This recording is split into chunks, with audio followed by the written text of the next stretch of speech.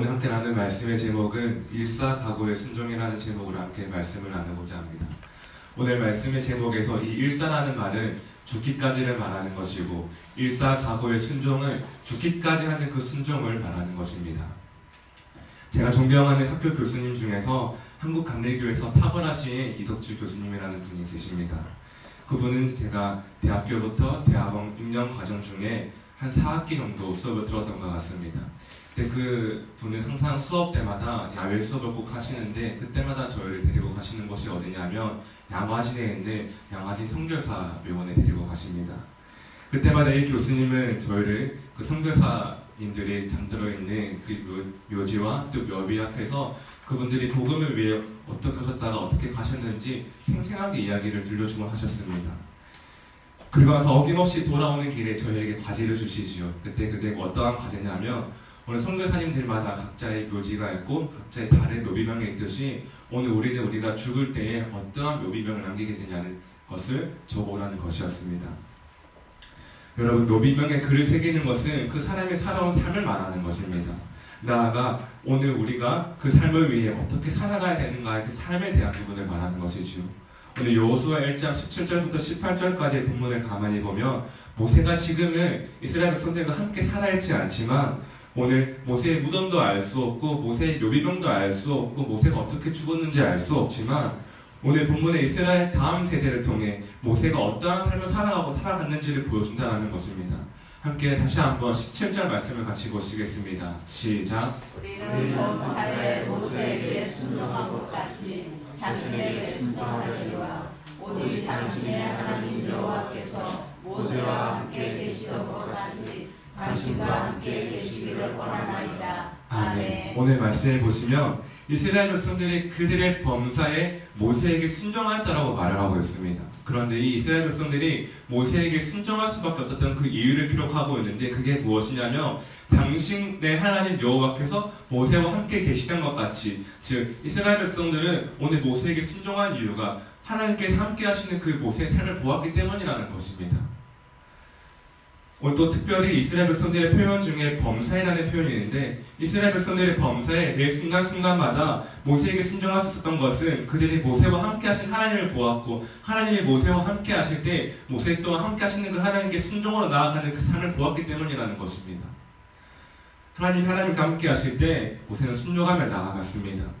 모세는 처음 하나님을 떨긴 나무에서 만났고, 그가 애굽을 향해 다시 한번 돌아가는 그 삶 가운데 말씀에 순종하여 애굽이라는 그 땅을 밟는 그 순간 가운데 이미 모세는 자기의 목을 내어놓은 사람이었습니다. 왜냐하면 이 모세는 어떠한 사람입니까? 애굽 땅에서 살인의 죄를 범한 그 죄인이요, 또 애굽 왕 앞에 가가지고 이렇게 말하지 않습니까? 애굽 왕이시여, 당신이 데리고 있는 이스라엘 백성을 제가 데리고 가겠습니다. 사실 그 이스라엘 백성들은 애굽 왕에 있어서 가장 소중한 재산이었습니다. 노예였고 또 힘의 상징이었습니다. 근데 그 자기의 왕권을, 자기의 나라를 위협하는 그 모세의 발언 앞에 어떠한 왕이 그냥 돌려보내겠냐는 것입니다. 당장 죽음으로 처리하지 않겠습니까? 근데 모세는 하나님께 자신의 목을 내어놓고 그렇게 순종한 애굽에 들어갔습니다. 오늘 이스라엘 백성들이 그냥 그들이 아무것도 본 것이 없고 아무것도 경험한 것이 없이 그들의 삶 가운데 막연하게 우리가 순종을 나가겠다고 말하는 것이 아니라, 모세가 애굽으로부터 들어와 자신의 목을 내어놓고 하나님과 함께 애굽 왕 앞에 섰을 때부터 지금까지 모세를 향한 그 순종의 삶을 함께 보았기 때문에 오늘 그들의 고백이 있다는 것입니다. 여러분, 진짜 하나님의 사랑은 바로 이런 겁니다. 말로써 내가 이런 사람이다라고 보여주는 것이 아니라 하나님을 향한 자신의 삶을 드리는 그 순종을 통하여서 공동체를 세워가는 사람, 하나님을 향한 순종을 통하여서 가정을 세워가는 사람, 하나님을 향한 삶의 순종을 통해 삶을 세워가는 그 사람이 오늘 순종의 사람이요 믿음의 사람이라는 것입니다. 오늘 우리의 교회와 가정과 삶을 오늘 저와 여러분이 우리가 하나님께 우리의 삶을 얼마나 드리느냐, 그리고 또 우리가 어떻게 삶을 살아가느냐에 따라서 우리의 결과가 달라질 수 있다는 것입니다. 오늘 우리가 살아내는 그 삶에 따라서 우리의 가정과 교회는 실패할 수도 있고 하나님과 함께 영광스러운 부흥을 경험할 수 있다는 것입니다. 오늘 일사각오의 순종, 내가 죽는 그 순간에 나는 어떠한 묘비명을 남길 것인가, 나는 오늘 어떠한 삶을 살아갈 것인가, 그 첫 번째가 하나님께 내 삶을 드리는 것이 먼저다라는 것입니다. 하나님께 내 삶을 드리는 것이 먼저다. 사랑하신 여러분, 하나님께 여러분의 삶을 아낌없이 드리기를 간절히 소망합니다. 오늘 일사각오의 그 순종을 한번 살아내시기를 간절히 소망합니다. 문제 앞에 담대하시고 사랑 앞에 기죽지 마시고 우상 앞에 절하지 마십시오. 일사각오, 사실 이 일사각오는 2016년 3월 17일에 개봉한 주기철 목사님의 신사참배를 끝까지 거부한 그의 인생을 담은 영화입니다. 이 주기철 목사님은 1897년 경남 창원에서 태어나 제 고향 선배이십니다.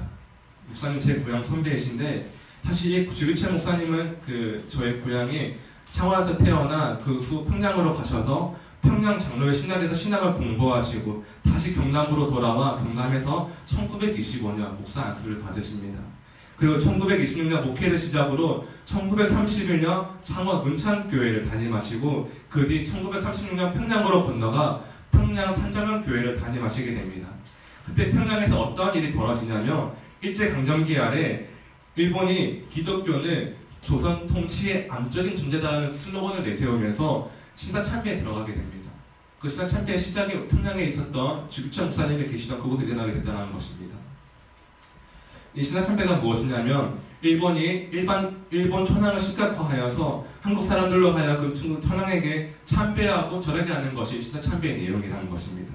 그 이유와 목적이 무엇이냐면 한국 사람들로 하여금 자신의 민족성을 잃어버리게 하고 그리스도인들로 하여금 우상 숭배해서 하나님을 떠나게 만드는 것이 그들의 목적이었습니다.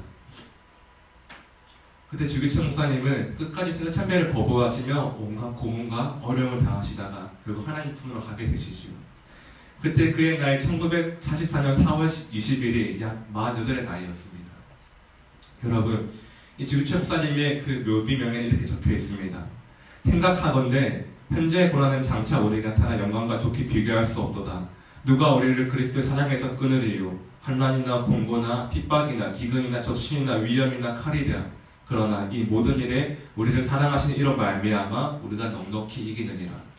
로마서 8장의 말씀이 새겨져 있습니다.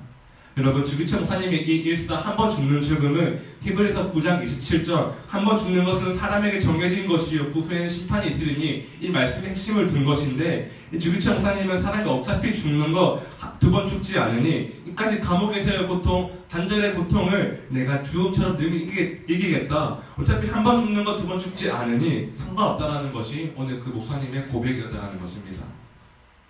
주기철 목사님의 그 일사의 각오, 즉 한 번 죽는 죽음은 한 번밖에 없는 삶에서 그 죽음의 두려움과 고통이 아닌 하나님 앞에서 죽음을 결심한 그분의 자신감이며 배짱이며 담담이었다는 것입니다. 더 놀라운 것은 이 주기철 목사님이 신사참배 앞에서 나는 비굴하게 살기 위해 우상 앞에 절할 수 없다. 그가 그의 고백으로 나아갔을 때 그 말이 자기도 살리고 자기의 가문도 살리고 이 땅의 복음의 역사도 이 한국 땅을 살렸다는 것입니다. 아멘. 사랑하신 여러분, 오늘 마지막 여호수아 1장 18절에 이렇게 기록합니다. 함께 보시겠습니다. 시작. 누구든지 당신의 명령을 거역하며 당신의 말씀을 순종하지 아니하는 자는 죽임을 당하리니 오직 강하고 담대하소서. 아멘. 아멘. 오늘 이 죽음을 각오한 이스라엘 백성들의 고백은 여호수아에게 드리는 고백이 아니라 여호수아와 함께 하신 하나님께 드리는 고백이라는 것입니다. 여호수아의 말씀을 순종하지 않은 자는 죽임을 당하리니 오직 강하고 담대하소서. 오늘 이스라엘 백성들에게 내가 순종하기 위해 죽음까지 내어놓겠노라. 이 일사의 고백은 그들이 하나님 앞에서 죽음에 대한 그들의 두려움이 아니라 하나님과 함께 약속의 땅 가나안 차지하기 위한 그들의 담대함과 자신감이었다는 것입니다. 두 번째 일사각오의 순종은 하나님께 대한 자신감과 담대함이라는 것입니다. 사랑하신 여러분, 하나님 앞에서 우리가 죽음을 각오할 때 하지 못할 일이 무엇이 있겠습니까? 말씀에 순종하는 삶, 우상에게 절하지 않는 삶, 주의를 목숨 걸고 지켜야 하는 그 삶, 그 죽기까지의 결단이 오늘 저와 여러분의 삶 가운데 무거운 짐이 되는 것이 아니라 죽기까지의 그 배짱, 하나님 앞에 여러분의 자신감과 담대함이 되시기를 간절히 소망합니다. 아멘. 그런 일사각오의 모세, 하나님께서 모세가 가나안 땅을 바라보며 거기서 죽으라고 말씀하십니다. 그때 모세가 어떻게 합니까? 모세는 죽음으로 나아갔습니다. 그때 모세가 죽었을 때 여호수아가 세워지고 이스라엘의 다음 세대가 세워졌다는 것입니다. 오늘 주기철 목사님이 그의 삶 가운데 죽기까지 순종하며 나아갔을 때 그의 가문과 땅 한국교회와 복음이 새로 쓰여지게 되었다는 것입니다. 오늘 그렇게 하나님 앞에 목숨 걸고 믿음 생활하는 저와 여러분을 통해 오늘 우리의 가문과 우리의 교회와 하나님의 나라가 세워질 것입니다.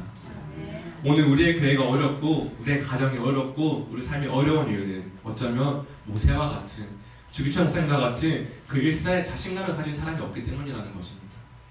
사랑하신 여러분, 오늘 하나님께 목숨 걸고 살아가시는 하나님의 상대 되시기를 간절히 소망합니다.